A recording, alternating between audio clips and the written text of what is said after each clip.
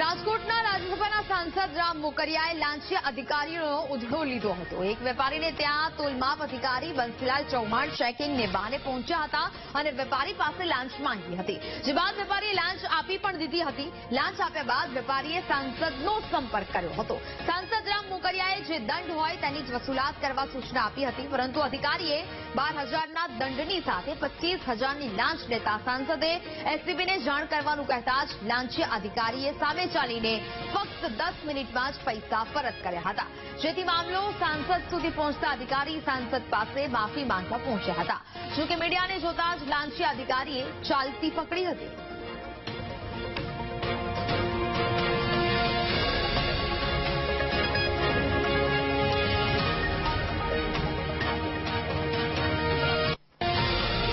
રાજકોટમાં તોલમાપ વિભાગના અધિકારી દ્વારા 25,000ની લાંચ માંગવામાં આવી હતી। આપ સીધા દ્રશ્યો જોઈ શકો છો। હાલ વીટીવીની ટીમ છે તે આ તોલમાપની જે દુકાન છે, જે ઓફિસ છે, ત્યાં પહોંચી છે। સીધા દ્રશ્યો જોઈ શકો છો।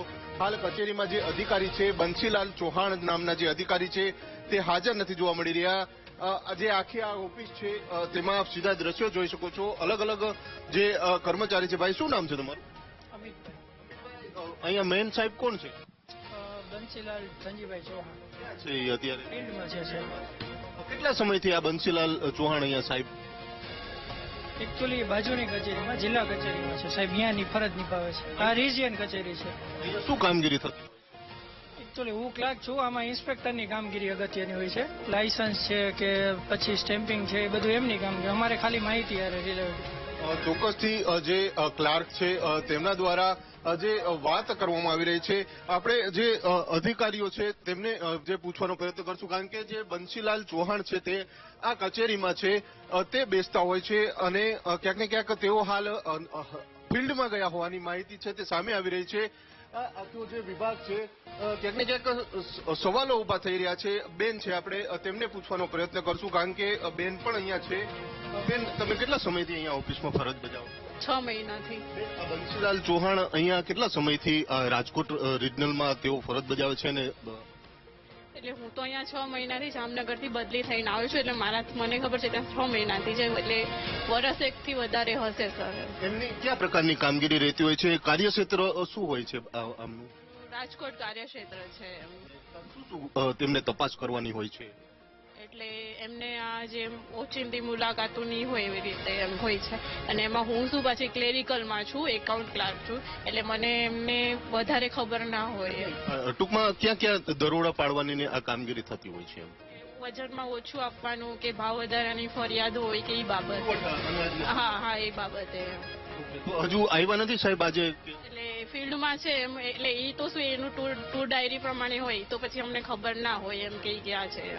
એમને લાંચ માંગી છે એવો એક આક્ષેપ થયો છે, 25,000 રૂપિયા લીધા જેવી વાત સામે આવી છે, તમને કઈ ખ્યાલ છે?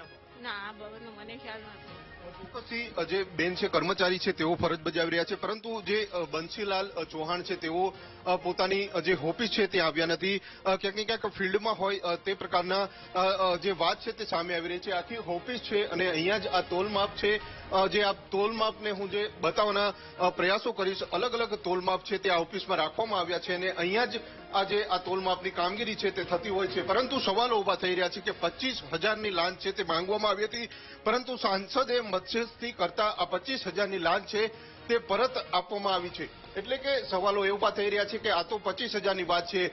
છેલ્લા ઘણા સમયથી બંસીલાલ ચૌહાણ છે તે અહીંયા ફરજ બજાવી રહ્યા છે। રાજકોટના અલગ અલગ વિસ્તારમાં તેઓ આ પ્રકારે દરોડા પાડતા હોય છે, ફિલ્ડમાં કામ કરતા હોય છે અને અધિકારીઓ અને જે કહી શકાય છે કે વેપારીઓ પાસે આ પ્રકારની લાંચની માંગણી કરતા હશે કે કેમ, તે પણ મોટો સવાલ છે તે હાલ ઉભો થઈ રહ્યો છે। હાલ તો જે આ પ્રકારની ઘટના બની છે ત્યારથી જ આ બંસીલાલ ચૌહાણ છે તે ઓફિસે આવ્યા નથી, પરંતુ આ મામલે હવે કયા પ્રકારની કાર્યવાહી કરવામાં આવશે તે પણ જોવાનું રહેશે। કેમેરામેન નિશિત ગઢિયા સાથે ભાવેશ ચંદ્રવા, વીટીવી ન્યૂઝ, રાજકોટ।